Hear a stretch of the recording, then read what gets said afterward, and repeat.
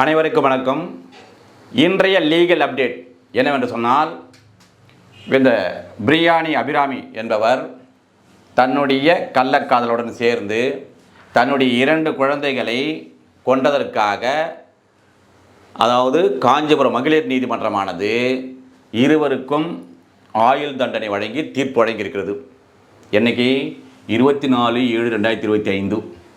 இதனுடைய தீர்ப்பு மொத்த பக்கங்கள் எத்தனைன்னா 201 முழுவதுமாக தமிழில் அந்த தீர்ப்பு வழங்கப்பட்டிருந்தது.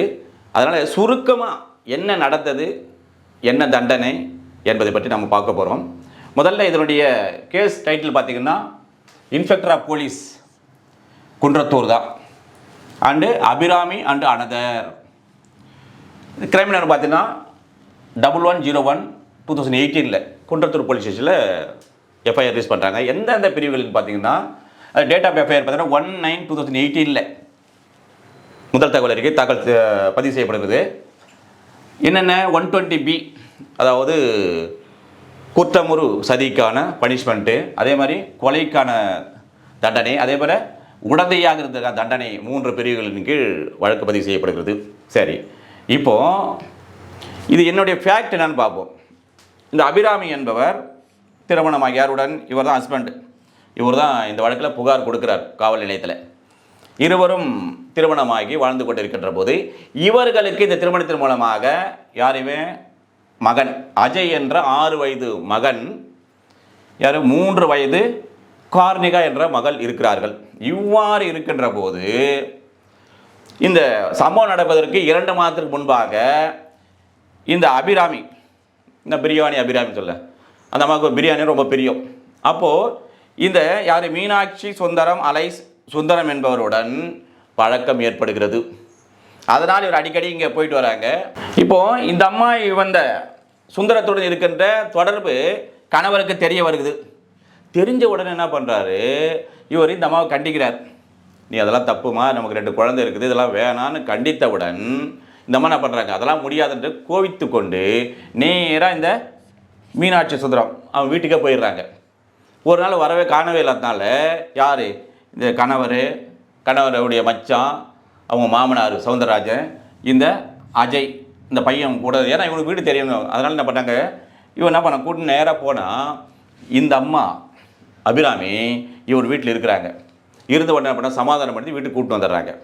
வந்த உடனே இந்த அம்மாவுக்கு என்ன வெறியாகுதுன்னு சொன்னால், நம்ம இந்த பையன் தானே காட்டி கொடுத்தான், அங்கே இருக்கிறது தெரிஞ்சு காட்டி கொடுத்துட்டான் அப்படின்னு சொல்லிட்டு என்ன பண்ண, இவங்க தான் தடையாக இருக்காங்க பசங்க அப்படின்ட்டு என்ன பண்ண, இந்த 3 பேரையும் கொண்டு விட வேண்டும் என்று என்ன பண்ணுறாங்க, இந்த மீனாட்சி சுந்தரத்துடன் இவர்கள் இருவரும் கூட்டாக சேர்ந்து சதி திட்டம் தீட்டுகிறார்கள். எப்படி கூடலாம், இவங்க தான் நம்மளுடைய இந்த உறவுக்கு தடையாக இருக்கார், 3 பேரும் கொண்டுலான்னு சொன்ன உடனே இவர் தான் நம்ம திட்டம் தீட்டுறாரு.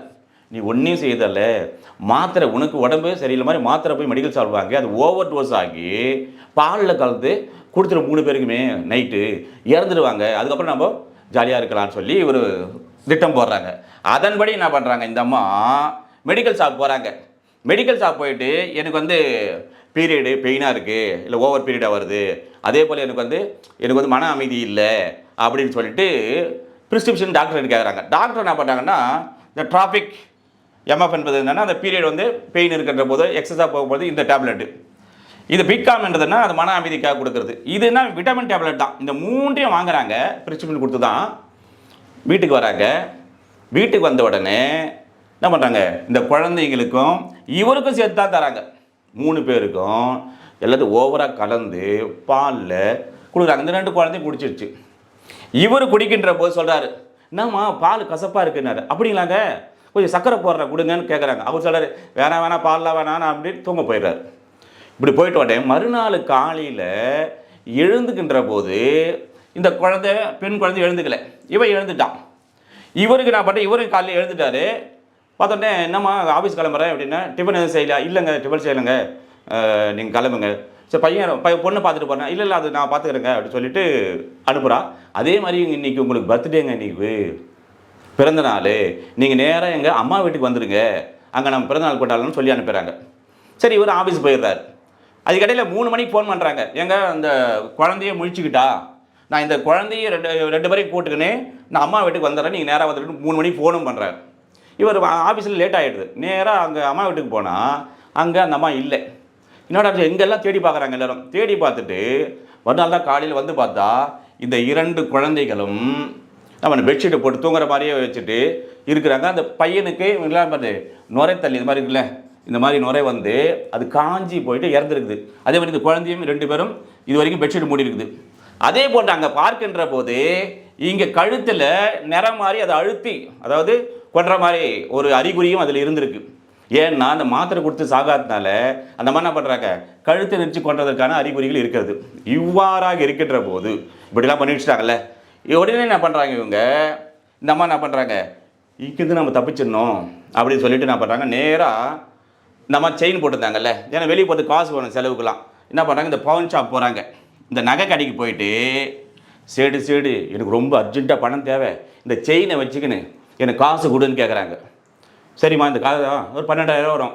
இல்லை எனக்கு செயினே வேணாம், நான் வித்துடுறேன், எவ்வளோ கொடுப்ப சொல்லுங்க. 17,000 ரூபாய். அந்த 17,000 ரூபாய் வாங்கி கொண்டு இந்த அம்மா ஸ்கூட்டி இருக்குல்ல, இந்த ஸ்கூட்டியில் நேராக கோயம்பேடு பஸ் ஸ்டாண்டுக்கு வராங்க. கோயம்பேடு பஸ் ஸ்டாண்டுக்கு வந்த உடனே இங்கே கோயம்பேடு பஸ் ஸ்டாண்டில் அந்த பைக் ஸ்டாண்டில் பைக்கு நிறுத்துறாங்க. நிறுத்துற உடனே நம்ம அங்கேருந்து என்ன பண்ணுறாங்க, நேராக வந்து காருண்யா ஹாஸ்டல் இந்த நாகர்கோயில் இருக்கிற அங்கே போய் ரூம் கேட்குறாங்க.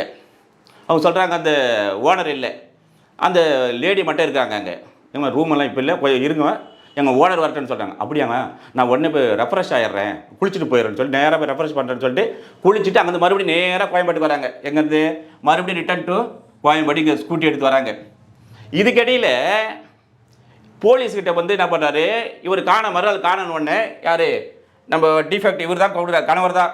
என்னென்னு கம்ப்ளைண்ட் கொடுக்குறாருன்னா, சந்தேகத்தெல்லாம் கொடுக்கல, என்னுடைய மனைவியானவர் இவருடைய தொடர்பு இருந்ததால் என்னுடைய குழந்தைகளை கொன்று விட்டு அவருடன் எங்கேயோ சென்று விட்டார், எனவே அவர் மீது நடவடிக்கை எடுக்குமாறு கொடுக்குறாங்க. அதனால் என்ன பண்ண அதாவது என்ன பண்ணாங்க, போலீஸ் என்ன பண்ணுறாங்க, நேராக கோயம்பேடு பஸ் ஸ்டாண்டு போட உடனே பார்க்கும்போது சிசிடிவி கேமராவில் இந்த பைக்கை 4:45 மணிக்கு நிறுத்தது சிசிடிவி கேமராவில் ஃபுட்டேஜில் தெரியுது.